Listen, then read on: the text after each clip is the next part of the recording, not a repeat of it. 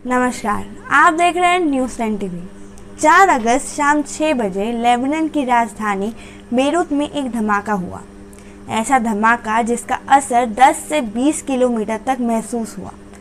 भूकंप जैसे झटके पूरे शहर में महसूस किए गए। तीव्रता 3.5 रही।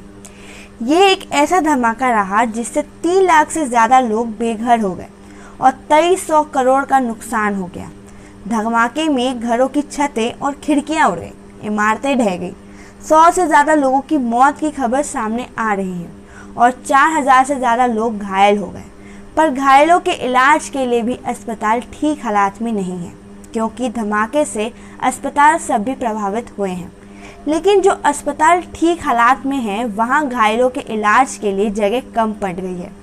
इस कारण से इलाज कुछ गलियों में हो रही है।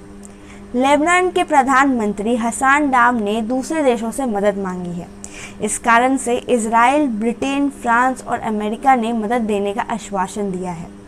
रेड क्रॉस और बॉर्डर्स विदाउट डॉक्टर्स के लोग मदद करने आए हैं। घायलों के इलाज के लिए खून की कमी हो रही है, जिस कारण से दूसरे शहर के लोग रक्तदान कर रहे हैं। लेबनान वेस्टर्न एशिया में है, जो सीरिया के साथ बॉर्डर शेयर करता है, जिसकी आबादी है 17 लाख के करीब में है। यहाँ 2 तरह के धर्म को माना जाता है, एक है इस्लाम तो दूसरा क्रिश्चियनिटी। ये देश OIC यानी ऑर्गेनाइजेशन ऑफ इस्लामिक कॉरपोरेशन और UN का मेंबर है। धमाके लेबनान के राजधानी बेरूत में हुआ है।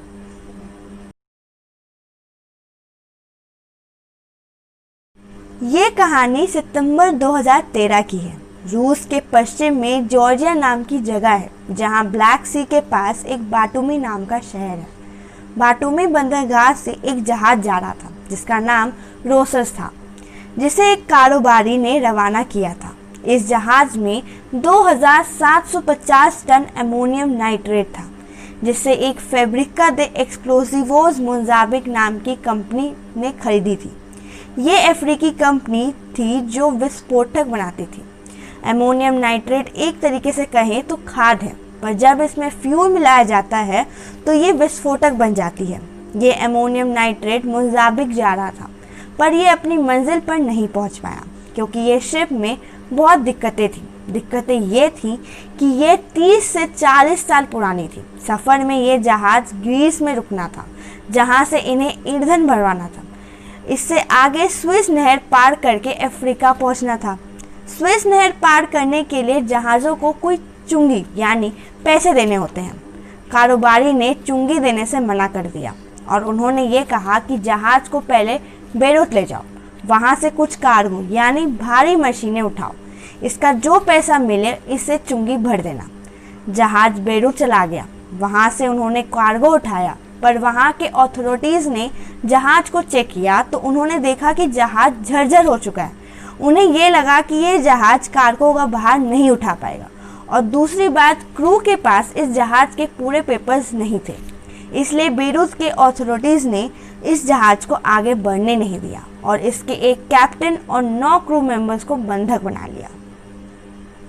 एक हफ्ते के बाद 6 क्रू मेंबर्स को छोड़ दिया गया, लेकिन 4 क्रू मेंबर्स और कैप्टन को नहीं छोड़ा। इसे देखकर कैप्टन ने बहुत सारी चिट्ठियां रूस के प्रधानमंत्री पुतिन को लिखी। चिट्ठियों में लिखा कि इस जहाज़ में भारी भरकम अमोनियम नाइट्रेट पड़ा है, जो हम लोगों के लिए खतरा बन सकता है, पर इसका कोई जवाब नहीं आया। आखिरकार अगस्त 2015 में कैप्टन ने जहाज़ के ईंधन और कुछ जहाज़ के पार्ट्स को बेचकर लॉयर्स हायर किए और रिहा हो गए। लेकिन आखिर में ये सवाल उठ गया कि ये 2750 अमोनियम नाइट्रेट कहाँ रखा जाए। तो फैसला ये हुआ कि बेरूत पोर्ट के स्टोरेज हाउस में रखा जाए। बाद में बेरूत कस्टम डिपार्टमेंट ने लेबनीज जुडिशरी को खत लिखा कि इसका क्या करें, पर इसका भी कोई जवाब नहीं आया। कस्टम डिपार्टमेंट चाहती थी कि लेबनीज जुडिशरी इसे डिस्पोजल के निर्देश दे दे, लेकिन बाद में इस पर यह फैसला हुआ कि इसकी नीलामी हो जाएगी। लेकिन नीलामी कब होगी ये नहीं पता था। ये दिन प्रतिदिन खतरा बढ़ रहा था, क्योंकि इसके रखने का तरीका बहुत बेढंग था, जिसके कारण से ये डिकम्पोज हो रहा था। लेकिन ये खतरा 4 अगस्त को एक धमाके के रूप में दिखा, क्योंकि उसी स्टोरेज हाउस में पटाखे रखे थे और फटने के कारण ये बड़ा धमाका हुआ।